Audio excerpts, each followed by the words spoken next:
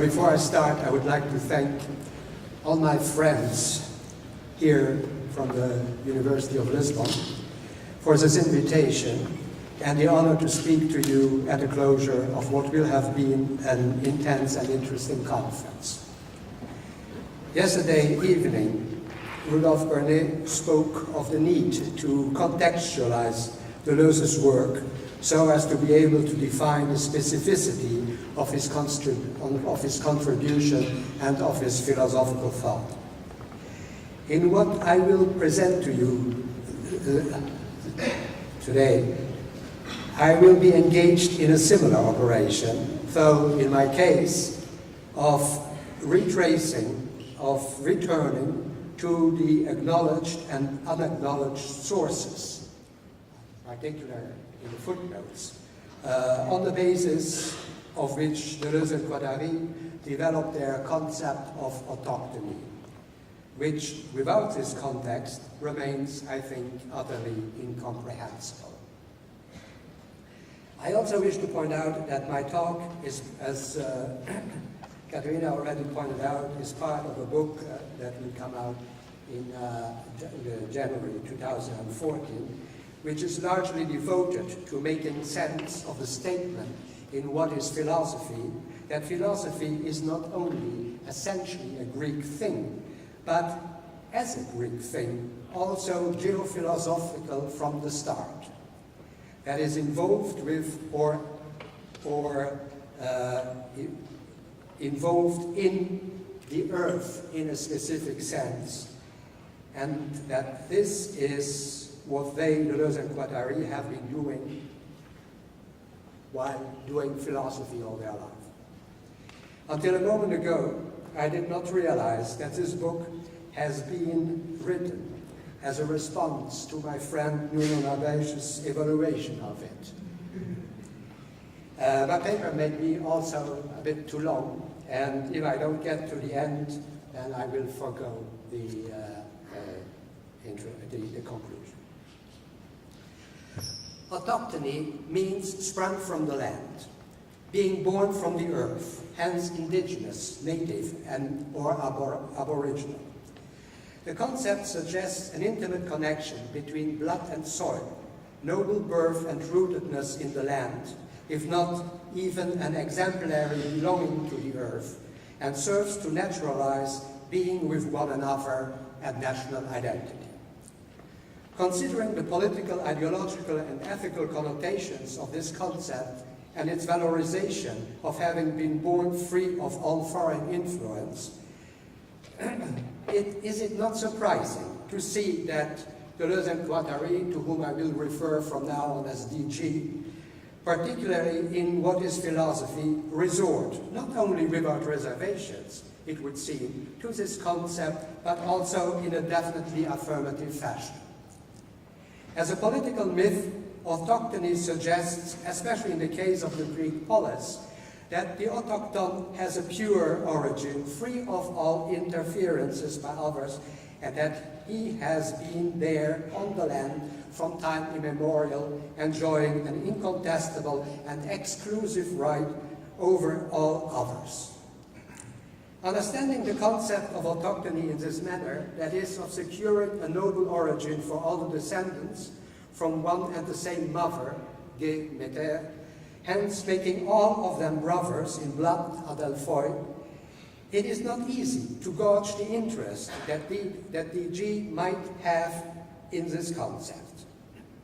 Furthermore, the fact that we live in times in which ideas of community based on belonging to a history, a common substance, a shared language, and so forth, have become more questionable than ever before, and where the myth of autochtony is called upon precisely as a reaction against the insecurities that come with this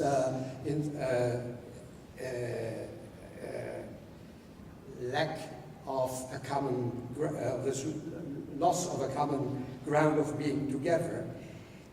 It is even more surprising that DG would have resuscitated this concept. However, if it is rather unlikely that DG would have bought into the common connotations of the notion of autochthony, could it then be that in what is philosophy they presuppose or offer a novel conception of autochthony?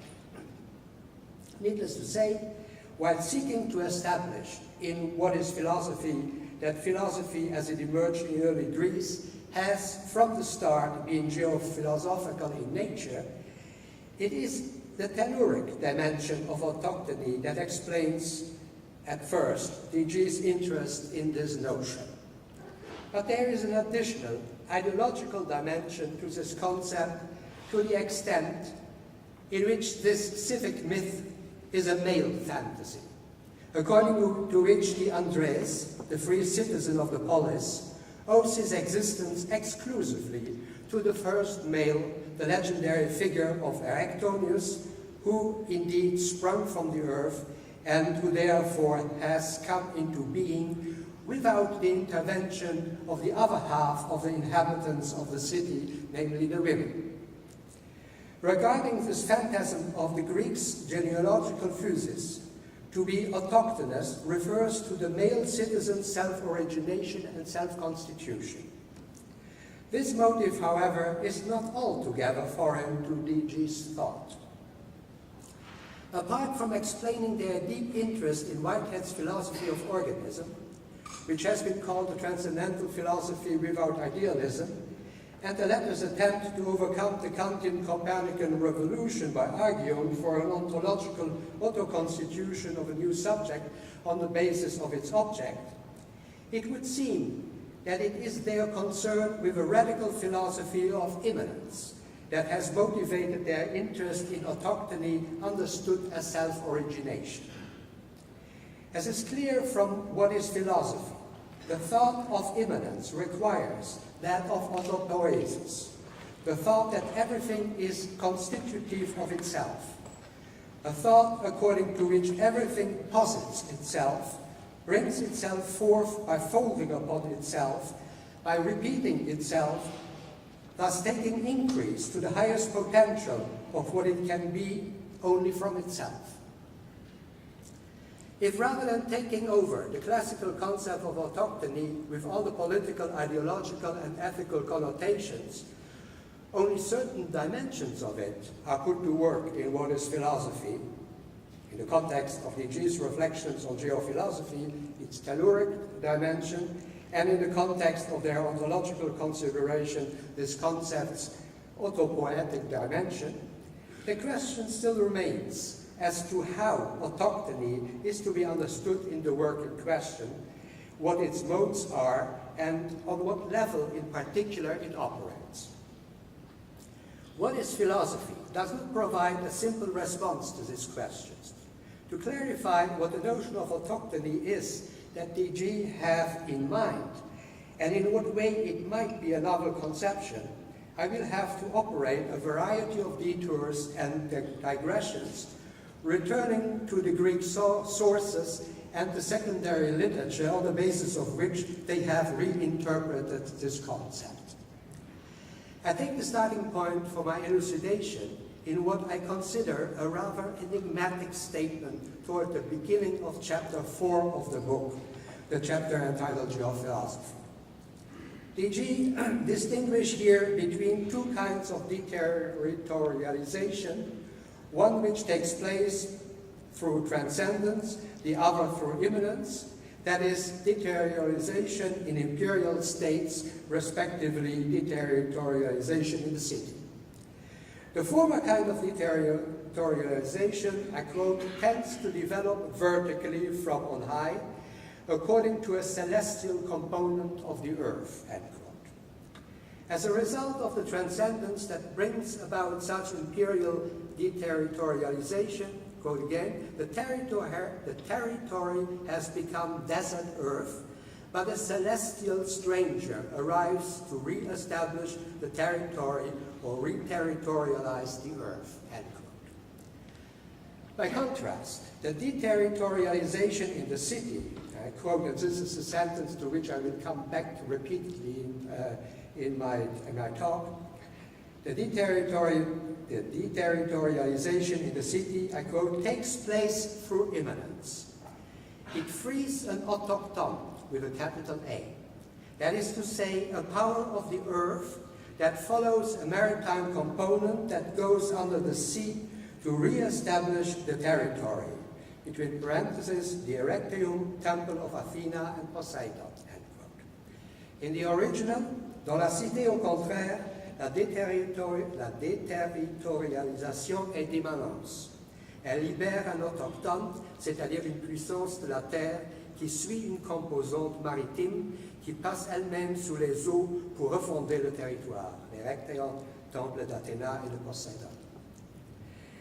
The deterritorialized territory of the city is that of a milieu of immanence, in which the autochtone is set free, or more specifically, in which the autochthonous citizen is liberated from one kind of autochthony and given another, a free autochthony.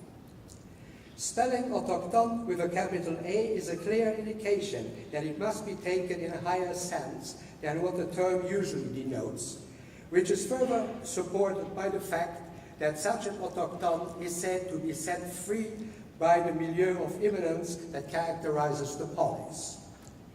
As you know, autochthony, philia, and doxa are, according to DNG, the three specifically Greek traits. If DG translates these features as, I quote again, immanence, friendship, and opinion, end quote, there can be no doubt that the autochthony they are speaking about must be thought from as or from immanence. Now, the maritime component of the earth mentioned in the passage cited above, and by way of which autochthony is unmistakably linked to the opposite of the land, the sea, seems to refer to Poseidon, who, according to Athens' foundational myth, as it has been recounted by Apollodorus and St. Augustine, was first to arrive in Attica, causing water, the Erechteis, to burst forth from a hole on the Acropolis. Although the olive tree only appeared there subsequently upon the orders of Athena, the citizens settled the difference between the two gods vying for patronage over the site in favor of Athena, whose name became that of the city, while Poseidon went underground, or rather undersea, as the passage seems to intimate. I will return in due time to Poseidon's place in the Erechteum. In any event, DG immediately point out that the difference between the two forms of deterritorialization involved in the formation of the state and the city, respectively, is in fact a bit more complicated, since, I quote, the imperial stranger, end quote, who can be no other than Apollo Archigetes, I quote, himself needs surviving autochthones, and the citizen autochthone, the one with the capital A, for his part, calls on strangers in flight, end quote, that is, strangers fleeing imperial Asia. But the surviving autochthones, which in the French text is not capitalized, as is on the contrary the autochtone freed by the city, the surviving autochthones that the imperial stranger needs are not the same psychosocial types as the autochtone liberated through immanence by the city. For the time being, however, I will concentrate on the autochthonous citizens liberated by the cities rather than on those that make up the imperial and colonizing states. I will come back to them later on. First, however, a clarification of the notion of a deeper clarification of the notion of autochthony is required. As Nicole Laurent has shown in the Invention of Athens, the funeral oration in classical Greece, in the classical city, autochthony has been an obsession with the Greeks, especially with the Athenians, who seemed to have given themselves over to the delights of narcissism, producing an extensive discourse on autochthony, that is, on the Athenian citizen as having been born from the earth and remaining as such identical to himself, always excelling in his virtues, both in his verbal and practical acts. Composed of the pronominal adjective auto, self, which as a prefix can mean of or by oneself, independent from, and ton, earth, land, ground, autochthonous means, as I pointed out already, sprung from the earth, indigenous or native, as opposed to settlers. An autochthon is thus an aboriginal, original, or indigenous inhabitant, a native of the land itself.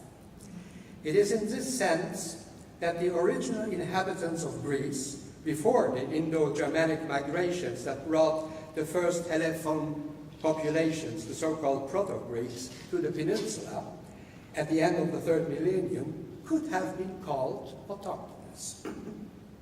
However, it is the Greeks who came well after them who coined the epithet, not only for themselves, but also for their cities, which, unlike Roman cities, were fiercely reserved.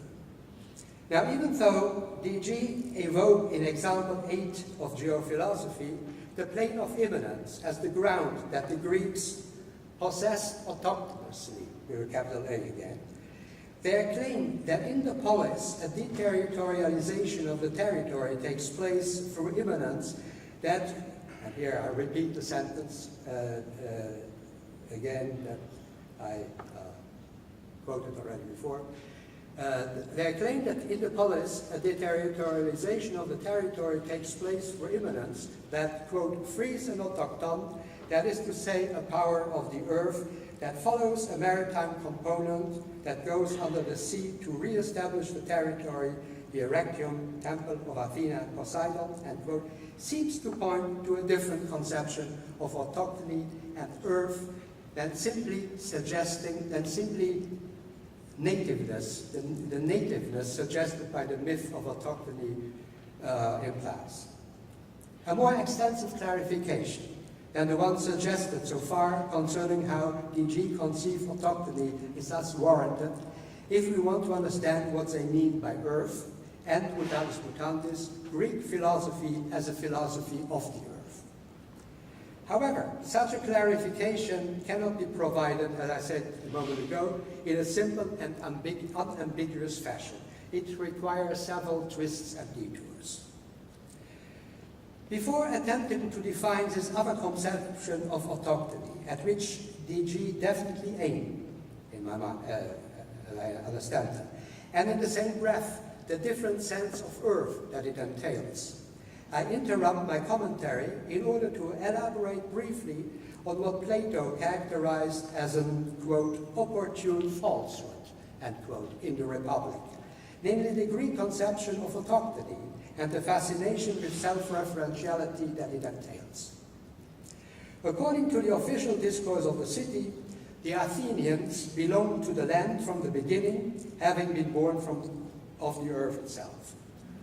Yet if, according to Socrates, I quote, the story, the mythos, to be told to the rulers and guardians in the perfect state outlined in the dialogue, consists in telling them that they only dreamt that they have been educated and trained for their task, while in reality they were down within the earth being molded and fostered themselves, end quote. It is obvious that autochthony is itself of the order of a myth. Furthermore, when Socrates adds that, I quote again, when they were quite finished, the earth as being their mother delivered them. And now, as if their land were their mother and their nurse, they ought to take thought for her and defend her against any attack and regard the other citizens as their brothers and children of the self-same earth, end quote. It is perfectly obvious that Plato considers the myth of autochthony an inevitable political ideology required, on the one hand, to justify hierarchy in the state, and on the other, to secure, I quote, that all in the city consider themselves as brothers. Recognized as a political myth and a lie necessary to secure the cohesion of the state, autochthony in the Republic is the object of a first demythologization, a first independent and enlightened treatment. Now, to further elaborate on the myth of autochthony, I turn to Lécologe's studies on this notion, particularly in The Children of Athena, Athenian ideas about citizenship and the division between the sexes. In this work on the Athenian myth of autochthony, on one of the major topoi, in short, that constituted Athenian civic discourse, and by means of which Athens reflected its own singular status as a city-state. Leroux shows how Athens legitimated its hegemony over the other polis and defined what it meant to be a citizen by claiming to be the only people that never emigrated. Thoroughly different from the Roman territorial definition of citizenship, the Athenians equated citizenships with birth, that is, with having been born Athenian. But as Leroux has shown, even though the polis defines its citizens by their autochthony, that is, as having been born from the soil of the homeland itself, this definition of citizenship took the form of two distinct, even contradictory, but also simultaneous and complementary conceptions of autochthony that coexisted in the city. On the one hand, a mythical autochthony, and on the other, a more laicized or political conception of autochthony. It is for having pointed out this double nature of the conception of autochthony in Greece that I single out Leroux's study, since it may allow us to glean the one Greek conception of autochthony to which DG are attracted at the expense of another. Autochthony either has been bequeathed on the Athenians by a male ancestor who was born from the earth, or it has been accorded to all Athenians collectively in a mythical past, which was later codified by the Periclean law, insofar as they have been born on Greek soil from both a mother and a father. According to the first model, to be born an Athenian means to be aner, a man, which emphasizes the origin of autochthony in an immemorial event in which the first Athenian was born from the earth itself, and as Leroux points out, without the intervention of any women. According to the second model, by contrast, it means to have been born from two, a mother and a father, and which stresses the collective autochthony of the Athenians and the foundation of their political equality. Even though there is a child of the Attic soil anterior to Erechtheus, namely the legendary king of Athens called Cecrops, still half human and half serpent, who established the rudiments of civilization, I begin with the myth of Erechtheus, who, according to Leroux, is the central figure of the first version of the civic myth of autochthony. According to the story, as Hephaestus is in amorous pursuit of the virgin goddess Athena, he spills his semen on the legs of the fleeing virgin. Brushed off by the goddess, the semen drops on the earth and fertilizes it. Thus, Erechtheus is born as the son of Demeter, or Gaia, the earth. Athena, daughter of Zeus, picks him up from the earth, rears him, and installs him as king of Athens in the place of the Acropolis, which he shares with her. Born from the earth, if not even from himself, as it were, because neither Ge nor Athena are really mothers to him, nor is Hephaestus truly a father. Erechtheus is the first autochthon, though also divine offspring, the first to enjoy oigedaia, goodness of birth, and as such he is the ancestor of all Athenians. This myth of the legendary king provides the model of filial descent of all Athenian men insofar as they are of the land. In the second version of autochthony, which is purely political, The city itself is the central figure. According to this scenario, which dominates the epitaphioi, or funeral oratories, the Athenians are, in Laurent's word, I quote, and this will be important for what I will say later, the Athenians are, as in Laurent's words, born from the political earth. Whereas the first version states that the Athenians' autochthony is the result of one autochthon who is a son of the earth, the second model attributes collective autochthony to all Athenians who, as Andres Athenaioi, that is, valiant soldier citizens, are ready to give their lives for the democratic city. Laurent writes that, I quote, as the founding topos of discourse about the city, autochthony tells the Athenian citizens that the city is its own origin, its own principle. The city is immemorial, end quote. It has always been in the same location and was from the beginning a political entity. According to this model, democracy is grafted onto autochthony. The latter is, I quote, incorporated by Athenians into the permanent occupation of Attic soil. The Athenians are thus the only legitimate inhabitants, opposed to all those who are so-called immigrants and foreigners, although they are in fact on their own land, that is, all the citizens of the other colonies, end quote. That's a quote from Laurent. In distinction from the mythical account of the Athenians' autochthony, in which the first Athenian is the offspring of the earth, the second version stresses the human origin of the city's citizens, since only one who has been born from two Athenian parents on a soil that the Athenians have occupied since time immemorial is autochthonous, forming a city that from the beginning is political. The citizens are the result of sexual intercourse and are thus born from the children of the homeland. As already said, these two different discourses on autochthony, however exclusive they may be in positing birth from the earth or from human parents, are simultaneously present in the civic discourse on the origin of Athenian citizenships in spite of their contradiction. Now the point I want to make is that Deji's attempt to think autochthony in a way that differs from that of the myth of being born from the earth, for which the story of Erechtheus is the paradigm, which offers a model of filial descent, seems to be closer to the second political version of the myth of autochthony.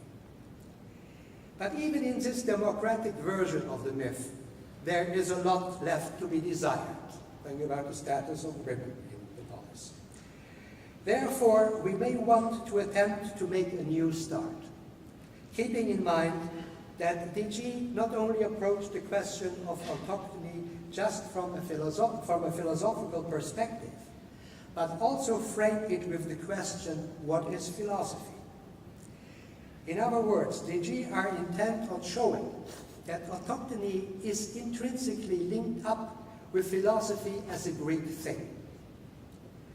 This approach requires them to depart altogether from the double nature of the civic myth that informs the polis' official reflection on itself.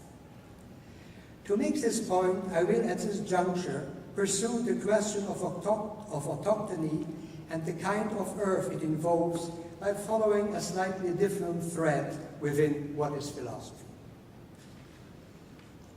As is well known, to be autochthonous has been for the Greek immigrants a question of great pride.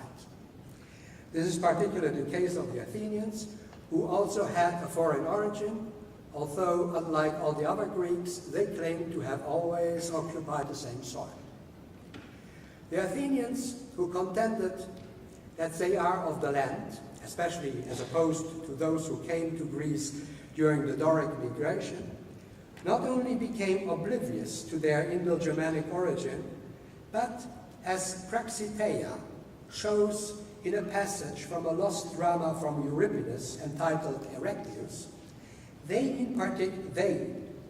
in particular the Athenian women, also confirmed their belonging to the Attic earth by eagerly shedding the blood of their own flesh and offering it to the thirsty earth whenever the city was in need. As Marcel Détienne and Julia Sissa have noted in The Daily Life of the Greek Gods, in a chapter to which DG explicitly refer in What is Philosophy, I quote, "As it winds its way up from the Ceramicus through the Agora towards the Acropolis, autochthony is declined in the political masculine case. Only males, leaping to her defense, die for the mother country. Fortunately, however, Euripides surprised everyone by setting on the tragic scene a feminine version of Athenian autochthony. An autochthony for women based on the strength of women, which re-explored the whole mythology of the origins of Athens." End quote. The story highlighted by Sissa and Détienne is that of Praxiteia, Erechtheus' wife, hence Queen of Athens, and as her name suggests, the right hand of Athena Poliades. She is the executioner of what is expected of the priestess of the Poliadic cult, who, all by herself and in no way as a mouthpiece for her husband, the king, sacrifices one of her daughters, Ptonia, thus showing, I quote Détienne and Sissa, thus showing Erechtheus and everyone, all the assembled citizens, how an autochthonous woman behaved, how an autochthonous mother could shed the blood of her own flesh in order to offer it to the earth that is thirsty for it. End quote. Shared by both men and women of ancient Greece, the myth of autochthony, if it has to have a philosophical dimension, will thus need to be reconsidered. Now, as Marcel Détienne reminds us, I quote, "The earth alone is truly autochthonous. Also, she also tolerates the germinal thrust of one born from the ground itself." End quote. By considering themselves autochthonous, the Athenians sought to emulate the autochthony of the earth itself. Yet, as far as human beings are concerned, autochthony is not simply given to them, contrary to what the Athenians proclaimed for themselves. For humans, autochthony is something that takes time to produce. Sissa and Détienne have forcefully argued this point in The Daily Life of the Greek Gods, claiming that, I quote, autochthony was something that took some time to establish over several generations, end quote. Autochthony is thus a process, and in conformity with it, the Greeks developed procedures to deterritorialize the earth, Yemeter, as the sole power of autochthony, which tolerated nativeness only as long as it came with the regular sacrifice of the blood of those who always already belonged to the earth, like Praxitea's daughter Ptonia, or like Aglouros, another female autochthone, who sacrificed herself for the good of the city by jumping from its wall to her death. Undoubtedly, DG have in mind this meaning of autochthony as something made, rather than something that the Athenians possessed naturally. To clarify a bit the rather difficult passage in which they speak of the autochthone, I follow up on a footnote that once more refers the reader to Détienne's, a footnote in What is Philosophy, that once more refers the reader to Détienne's work, specifically to Qu'est-ce qu'un site?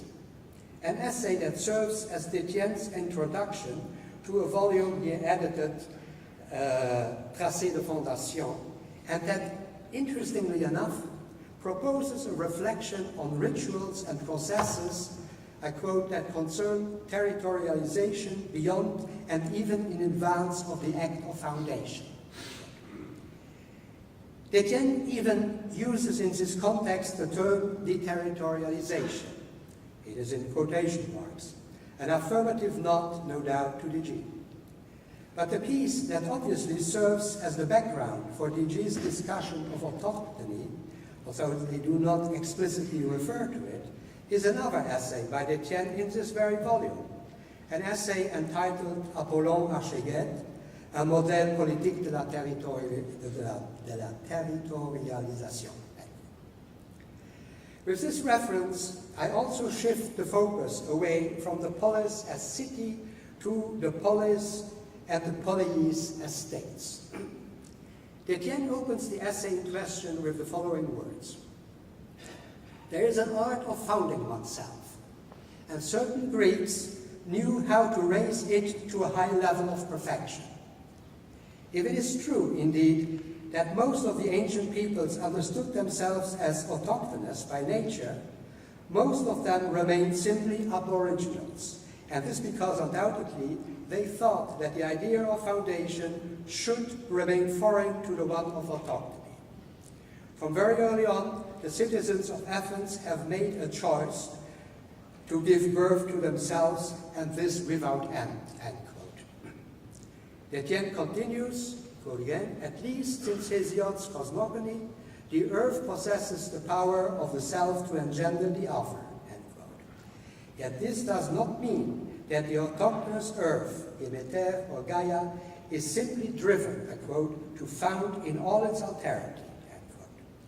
Rather, this is what the Greeks took upon themselves, replacing natural autochthony with an entirely different one that is other than natural autochthony, an autochthony created through self-foundation on the basis of political freedom. Détienne writes, the originality of the Greeks, in all comparative simplicity, was to propose a political model of foundation, end quote. E.g., I submit, echo Détienne's claim when they evoke an autochthone that is freed by the city by way of a deterritorialization for immanence and without any intervention of transcendence.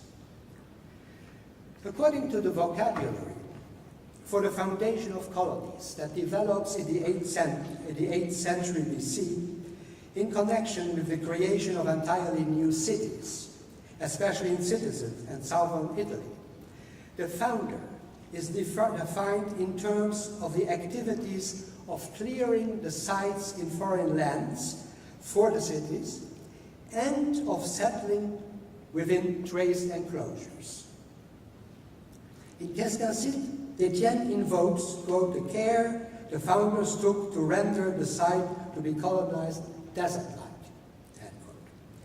The foundational act thus amounts to a deterritorialization which detaches the site from all connections to the earth before it is re-territorialized. Now, according to Détienne, apart from these two activities, a third term defines the founder. This third term is archegetes. According to Liddell and Scott's Greek English dictionary, the archegetes is, I quote, the first leader, author, especially founder of a city or family. As a title of Apollo archegetes, the term signifies that the god either partook personally in the foundation of colonial cities or showed approval of their creation by humans and that he would stand to protect them. Now, as the archegetes god, at once the supreme leader, ancestor and founder, who, from the pan-Hellenic sanctuary of Delphi, that is the navel, the omphalos of the world, dominates the entirety of the foundational activities, Apollo is the model for the human or psychosocial type of the founder of colonies. Since Apollo is the archegetes god and none other than the celestial or imperial stranger invoked by DG when speaking about the vertical development from on high of the city, a remark about this Greek god par excellence may be warranted. Nowhere in the whole world, could the pregnant Leto find a place to give birth to Apollo and his twin sister Artemis. Because Hera, in her jealousy and wrath, prohibited the earth to allow the Titaness a place to deliver. Finally, the unhappy Leto found shelter on the small island of Ortygia, the island of quails, in the center of the Cyclades, where she gave birth first to Artemis, who then helped her mother deliver her brother.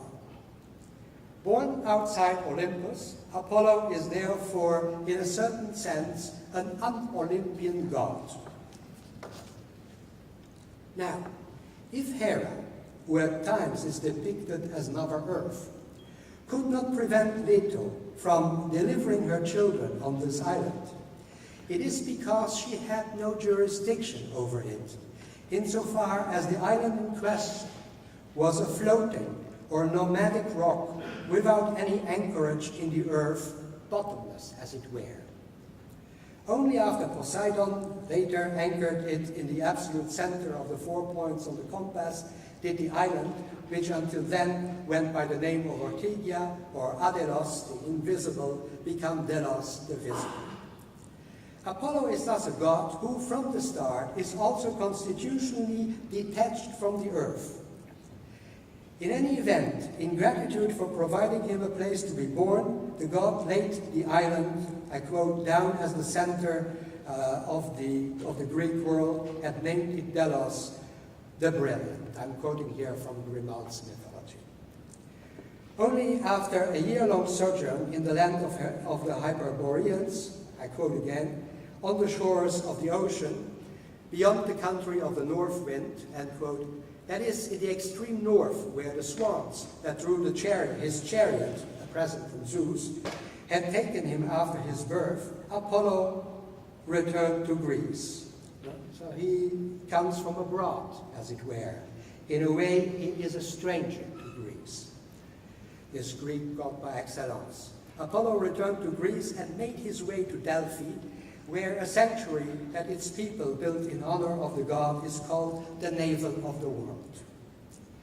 Now it is important to point out that this somewhat un-Olympian god, who is at the same time the Greek god par excellence, also spent most of his life on earth and among men.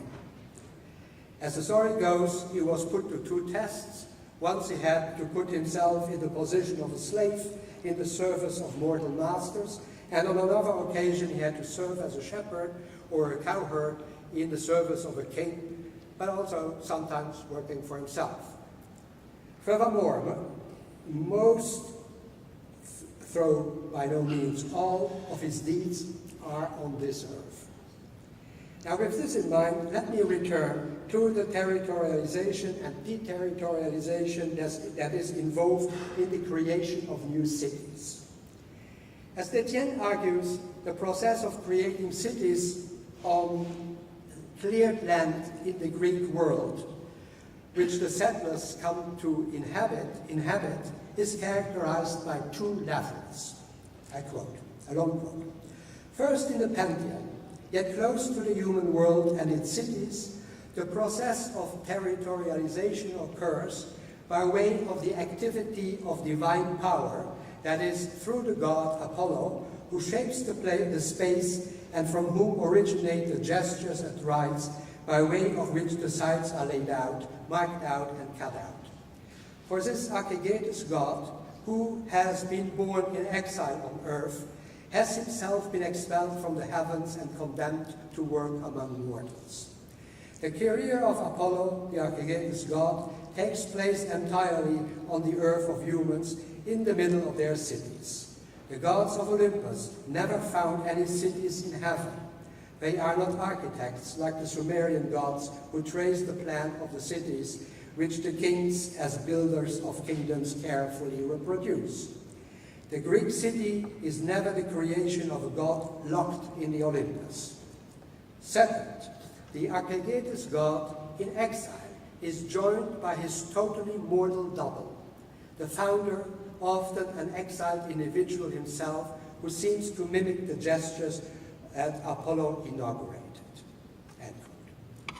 The founder as a human type, this is Deleuze again, as a human type in the Greek world, who is himself also often a stranger and, quote, a mortal homologue of the god of foundation Apollo Aggregatus, exiled from the heavens, the celestial stranger, in short, creates on foreign soil cities that are independent from the motherland and its cities that posit themselves absolutely. They are autochthonous, not because they are of the land and the earth, but because they have all by themselves and of themselves grounded themselves, deterritorializing the land and reterritorializing it onto a politically grounded community. This then is the concept of autochtony, that DG linked to the Greek polis, and that answers the question about the sense in which Greece is the philosopher's territory or philosophy's earth. It is a concept of autochtony distinct from the one encoded by the official obsession with sameness and the fascination with the autoreferential, distinct from, in short, the myth of being born from the earth that dominated the official discourse, especially in Athens. Wrenched from the earth, the philosopher's earth, as the deterritorialized par excellence, is reterritorialized onto Greece as an earth that is constituted by the free and autochthonous citizens of the polis, an earth that in practice has also been much more open to foreigners than the official Greek discourse would seem to allow, which has also made it possible for what Renan refers to as a miracle to occur in Greece. The miracle evoked in What is Philosophy, the reference is, there are several references to Renan, the miracle of the birth of philosophy in Greece. At the beginning of my talk, I grappled with the statement that an autochthon is a power of the earth that follows a maritime component that goes under the sea to re-establish the territory, the Erectium, Temple of Athena and Poseidon.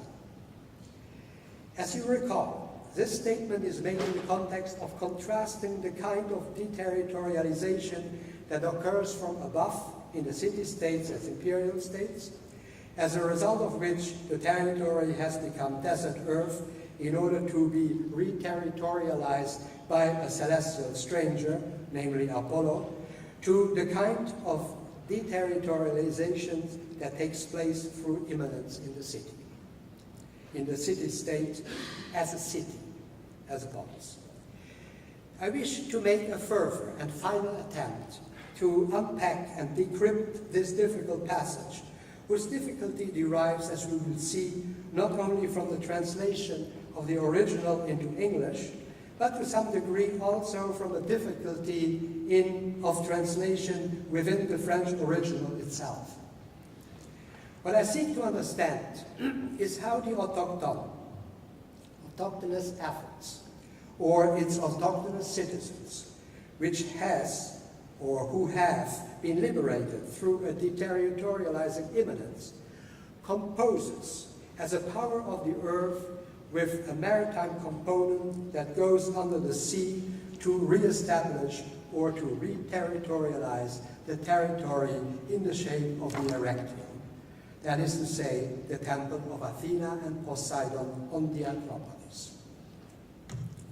Obviously, the talk of a maritime component that goes under sea makes no sense. In order to further clarify the passage in question, I base myself once again on César's and Etienne's The Daily Life of the Greek Gods, which, as the context proves, has been one of DG's acknowledged sources. I recall that from the beginning, a violent power struggle, at times a head-on clash opposed to Athena and Poseidon with respect to the Attican territory. I quote, "Each produced evidence of their power in the territory.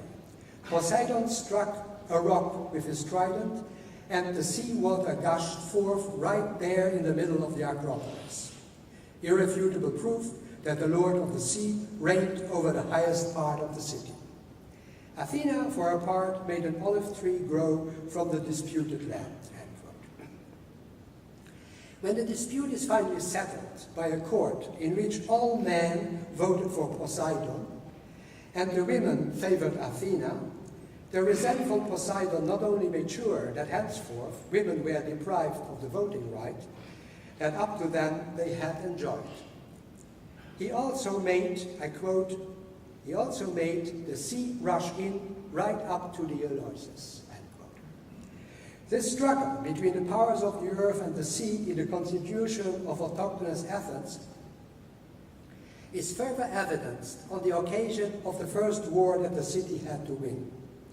This is the war between Athens under its king Erechtheus, born from the earth, and Eleusis, the territorial basin of Poseidon, whose inhabitants had treacherously enlisted foreigners, namely the savage Thracians, to destroy the autochthonous city.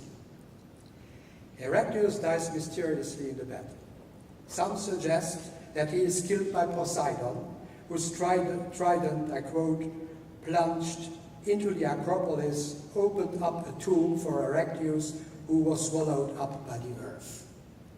Walter Burkhardt, which I have just been quoted, Walter Burkhardt, in Homo Necans, describes the mark of Poseidon's trident as, quote, that little bit of sea in the Erechteum, end quote. The depression made being, quote, filled with seawater. Rammed into the earth by Poseidon's trident, Erechtheus, a power of the earth, thus goes under sea, as it were.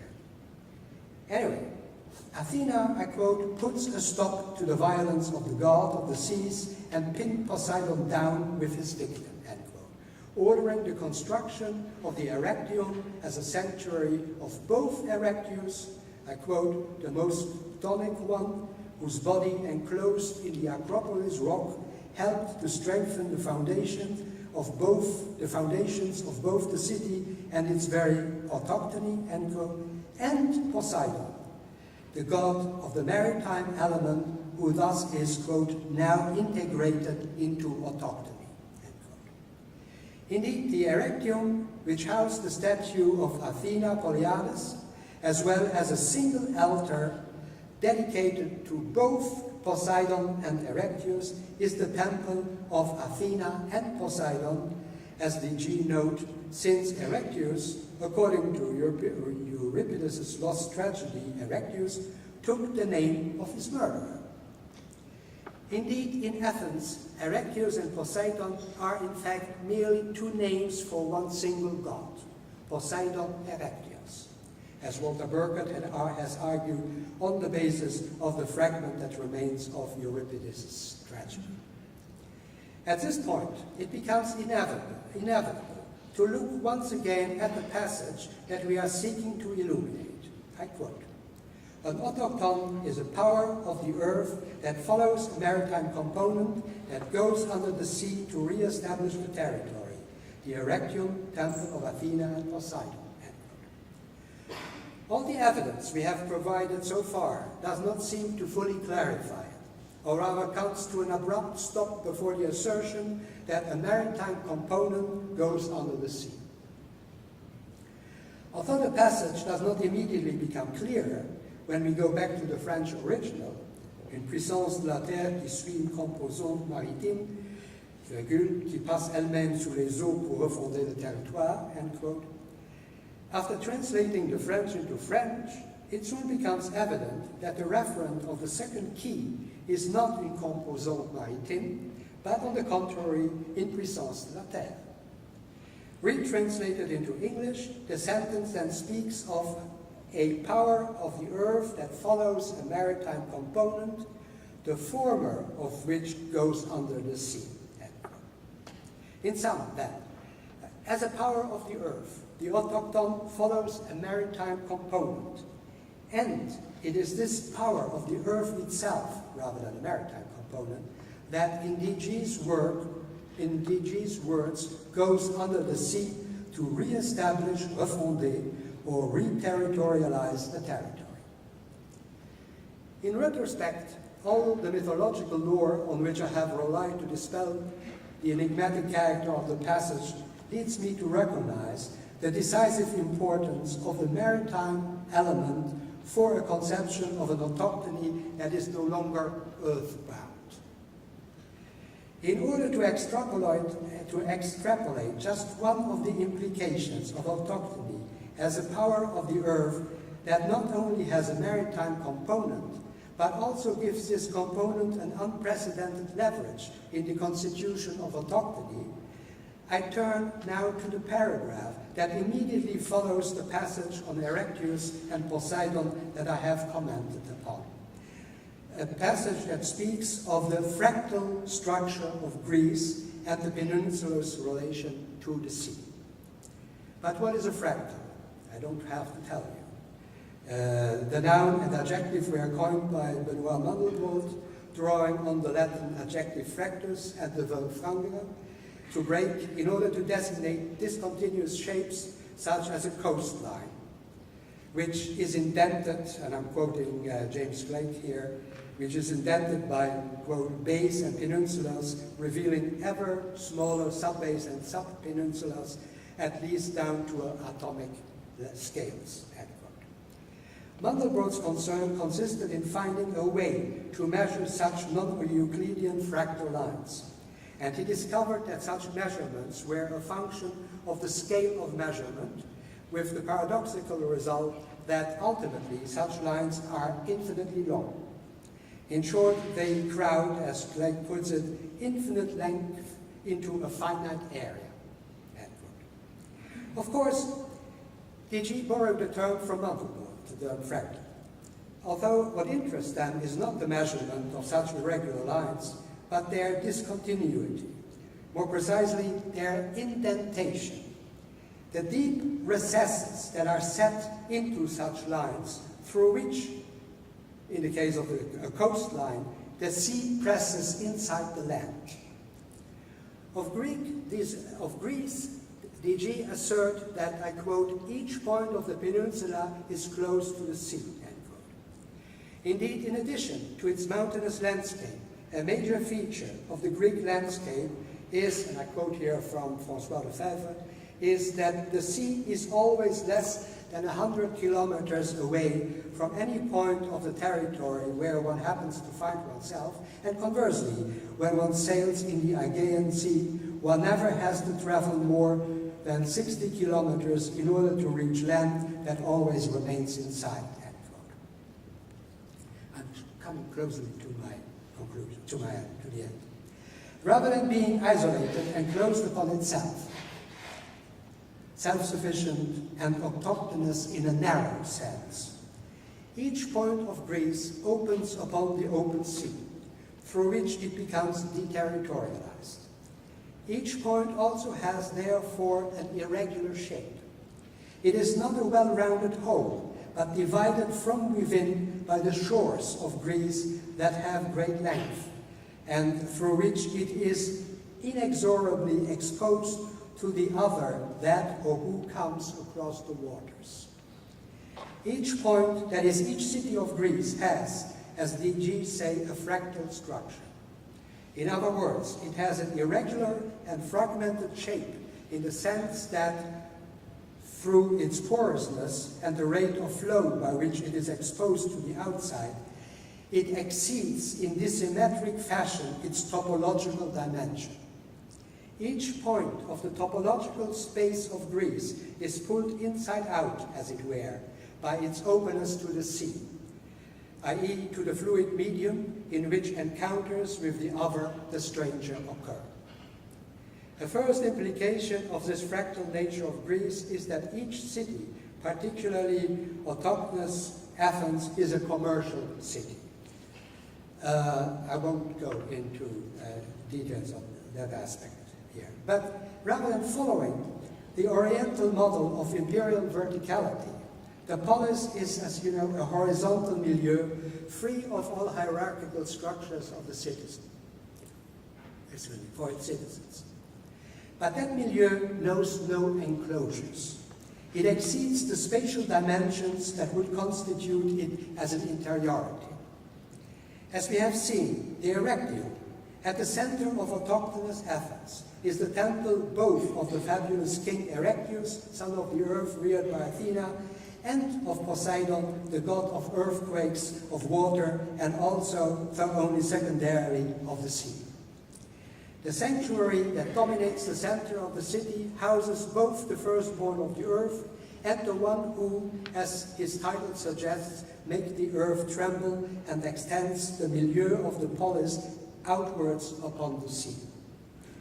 Indeed, the Greek polis is the result of a thorough deterritorialization of the earth that effectuates a social-political milieu of immanence in which its inhabitants can freely compete with one another. With its openness to the sea, the city-state also leads to a reterritorialization upon the sea, with the result that navigation becomes one of its principal vehicles of exchange, making it the colonizing and commercial power in the Mediterranean. And if I had time, this would be also the place to talk about the Persian War. The polis itself is thus like a fluid expanse in which all its free and mobile citizens compose a whole insofar as they are first in commercial relations with one another. The artisans and merchants who are steeped in this milieu of immanence find here, as the G remarked, I quote, a freedom and a mobility denied to them by the empires. These types come from the borderlands of the Greek world, strangers in flight, breaking with empire and colonized by peoples of Apollo, not only artisans and merchants, but philosophers as well. The milieu of immanence offered by the polis is not just any milieu. It is not a middle as a space of mediation and of reconciled opposites, a space of speculative fullness. As a milieu of artisans, merchants, and philosophers, the polis exceeds all mediating closure upon itself. It is defined by the attraction that it exerts upon artisans and merchants, as well as upon the philosophers who come to it from abroad as a place to think in competition with other thinkers. As Clémence Ramnou, who DJ refers to, but also Nietzsche have pointed out, the philosophers were to a large extent foreigners. And pre-Socratic philosophy, significantly enough, emerged toward the end of the 7th and the beginning of the 6th century BC, along the borders of the Orient in Ionia, that is, in Asia Minor, before it wins over the extreme west, Sicily and Italy. It is also in the 6th century that the first schools of philosophy emerged, which also happened to admit among human beings those others that are women, such as the Pythagorean philosopher Theano, or, although much later, slaves such as Epictetus, who taught Stoicism at Nicopolis and Rome. Following Ramnou, D.G. write, philosophers are strangers, but philosophy is Greek, end quote. The word philosopher, no doubt, was invented by Heraclitus, but the correlate word philosophy is Platonic, in short Greek. Anyway, the Greek polis, with its fractal nature and openness to others, is not only characterized by its commercial relations, it is also a haven for philosophers. Indeed, it is in Greece that these foreigners, lovers of a kind of wisdom that already takes them out of the company of the sages, find an opportunity to do something that, rather than being something foreign, is essentially Greek, philosophy. It is worth noting here not only that philosophy, as essentially Greek, develops in Greece thanks to the attraction that its milieu offers to strangers, but also that the stranger, as a question and a topic, is an intrinsic part of its discourse and concern, at least from Plato on.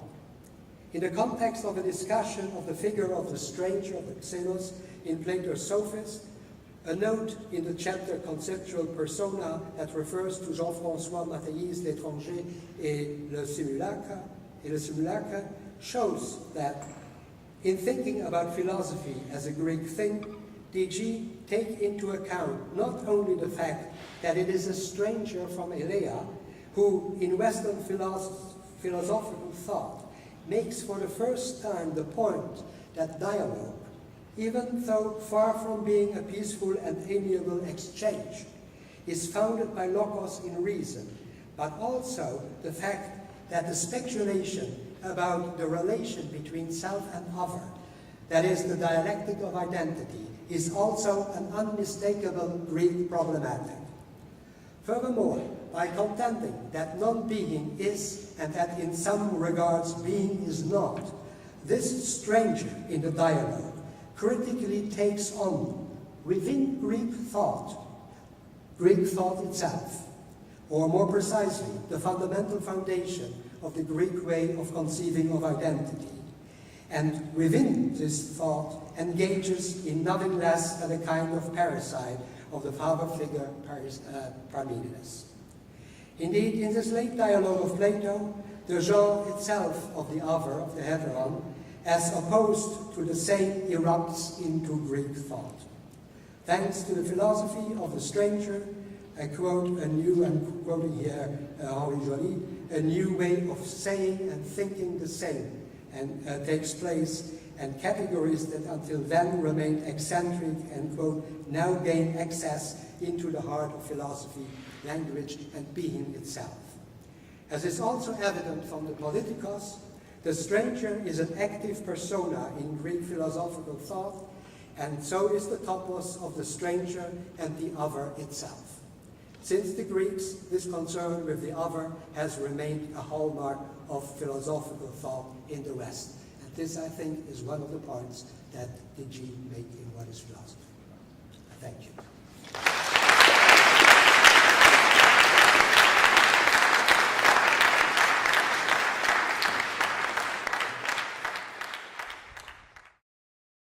In the city, I quote, takes place through immanence.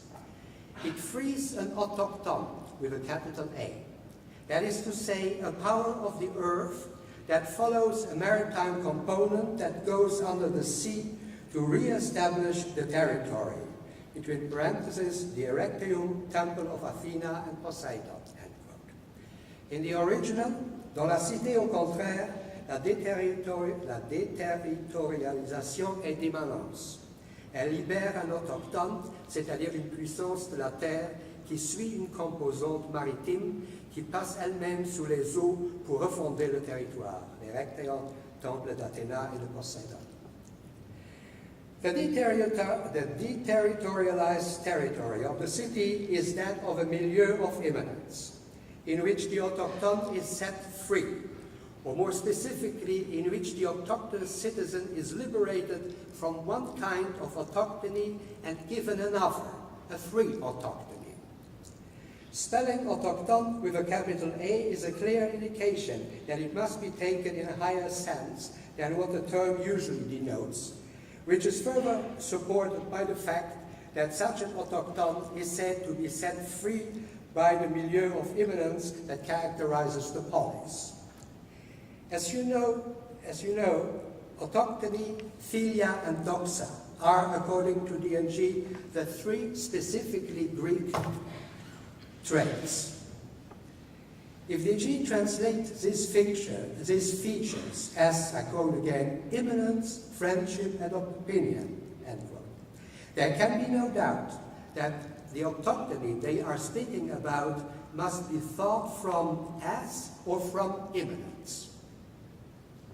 Now, the maritime component of the earth, mentioned in the passage cited above, and by way of which autochthony is unmistakably linked to the opposite of the land, the sea, seems to refer to Poseidon, who, according to Athens' foundational myth, as it has been recounted by Apollodorus and St. Augustine, was first to arrive in Attica, causing water, the Erechteis, to burst forth from a hole on the Acropolis.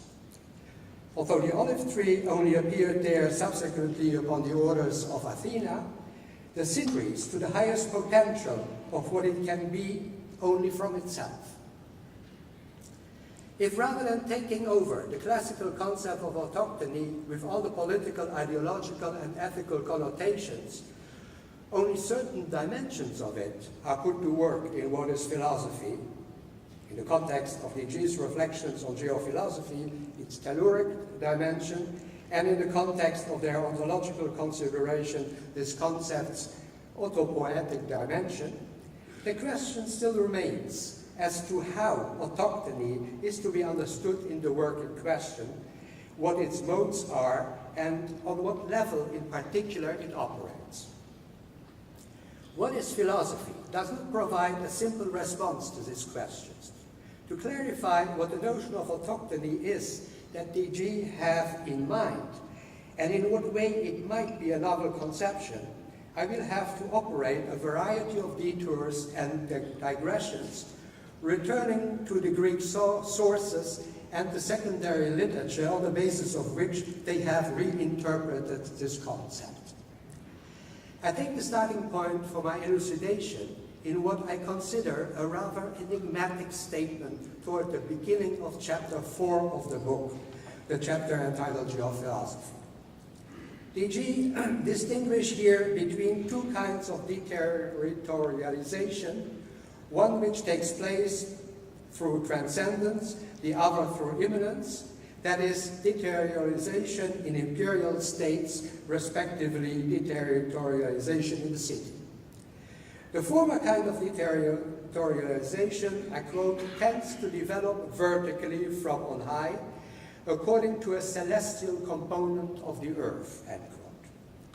As a result of the transcendence that brings about such imperial deterritorialization, quote again, the territory has become desert earth, but a celestial stranger arrives to re-establish the territory or re-territorialize the earth, end quote.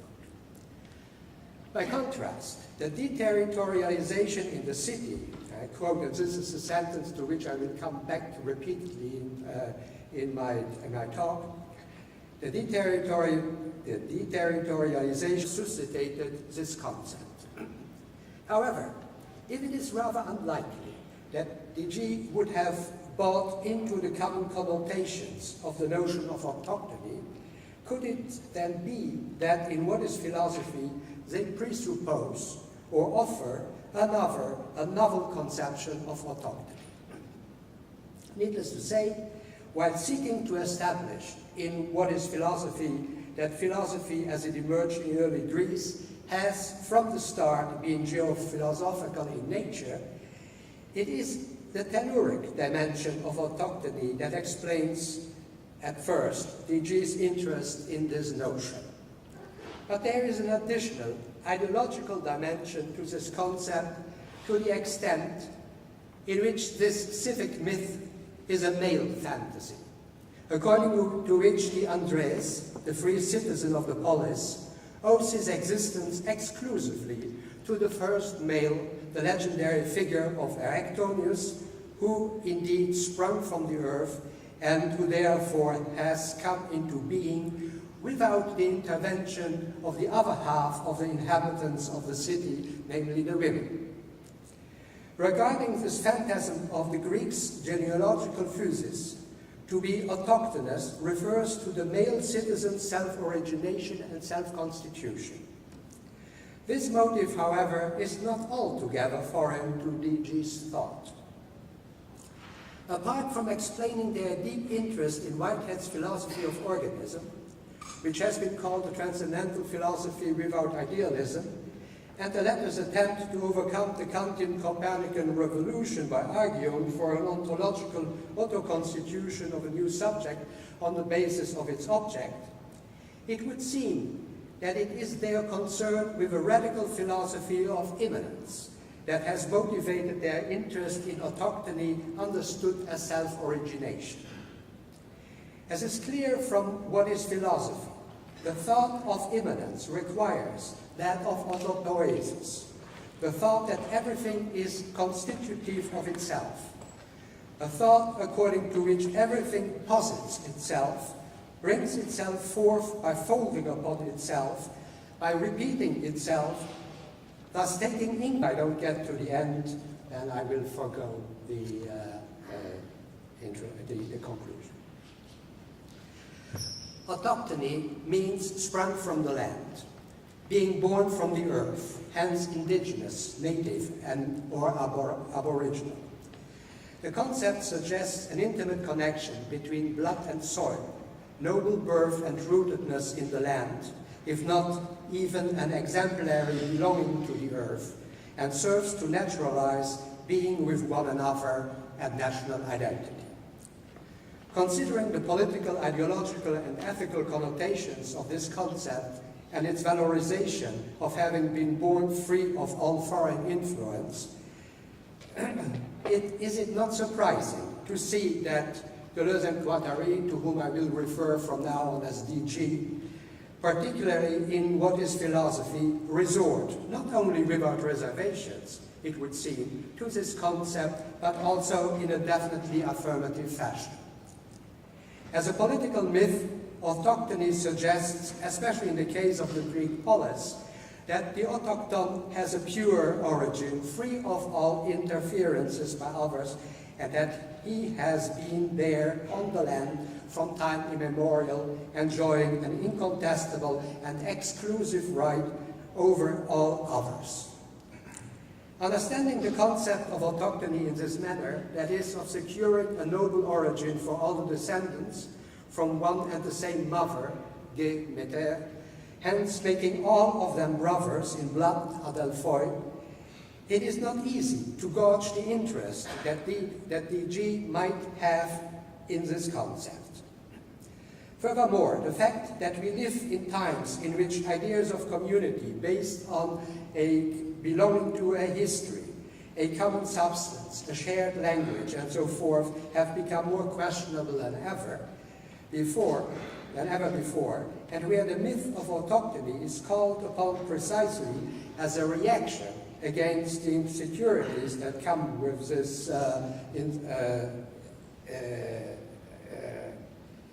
lack of a common, this loss of a common ground of being together.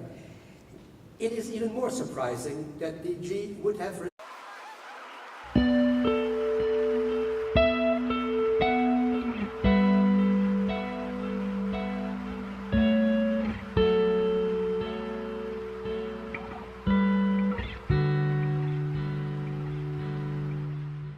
Before I start, I would like to thank all my friends here from the University of Lisbon for this invitation and the honor to speak to you at the closure of what will have been an intense and interesting conference.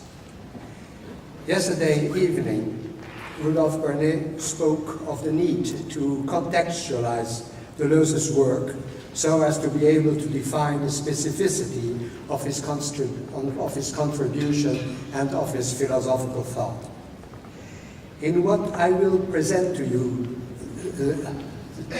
today, I will be engaged in a similar operation, though in my case of retracing, of returning to the acknowledged and unacknowledged sources, particularly in the footnotes, on the basis of which Deleuze and Guattari developed their concept of autochthony, which, without this context, remains, I think, utterly incomprehensible.